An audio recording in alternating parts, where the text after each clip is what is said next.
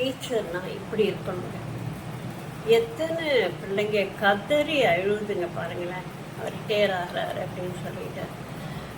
எவ்வளோ ஒரு அழகு, எவ்வளோ ஒரு அன்பு இருந்தால் அந்த மனிதன் பிரிஞ்சு போகிறாரே அப்படின்னு சொல்லிட்டு இத்தனை பிள்ளைங்க அழுவுங்க. எல்லா காலில் தப்பு தப்புன்னு விழுதுங்க. உண்மையிலேயே ரொம்ப ஆச்சரியமாக இருக்குது.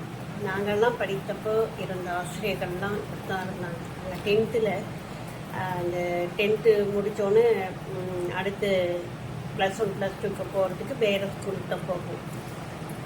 பசங்களை பிரிகிறோம், ஃப்ரெண்ட்ஸை பிரிகிறோன்னு கூட நாங்கள்லாம் அழுதது கிடையாது. டீச்சர்ஸை பிரிகிறோன்னு அவ்வளோ அழுது.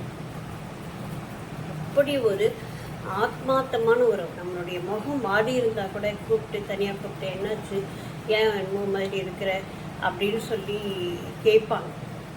அப்போது நம்ம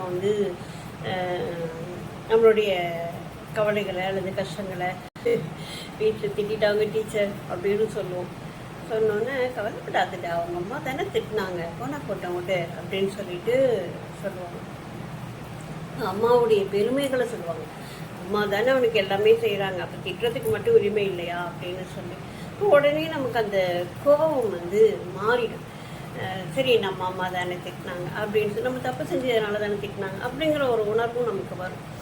இப்படி ஒரு ஒரு குழந்தையோடைய ஆரம்ப கால ஆசிரியராக மட்டும் இல்லை, நண்பனா, குருவா, தெய்வமா, சகத்தோழனா எல்லாமுமாக அவங்க இருக்கணும். அப்போ தான் அந்த ஆசிரியர்கள் நம்மளை ஒரு முழு மனிதனாக மாற்ற முடியும்.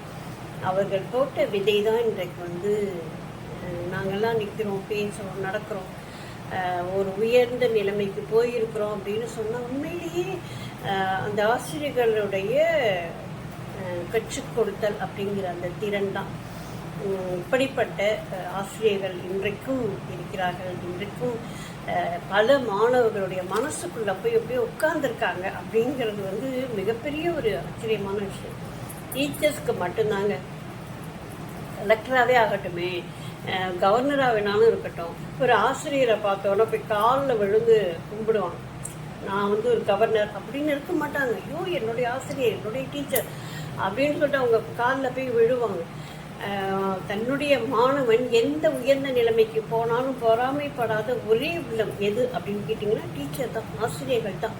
அதனால தான் அவர்களுக்கு அத்தனை சிறப்பு, அத்தனை பெருமை.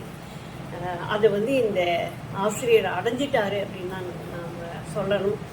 அவருக்கு உண்மையிலேயே மனசெல்லாம் நெகிழ்ந்து போய் கண்ணில் எல்லாம் தண்ணி ஒரு மாதிரி ரொம்ப என்ன சொல்கிறது, அழுகை அந்த தொண்டைக்குள்ளே அடைச்சிக்கிட்டு ஏதோ உருளுது அப்படின்னு சொல்லுவாங்கல்ல, அந்த மாதிரியான ஒரு உணர்வை கொடுத்த ஒரு விஷயம்.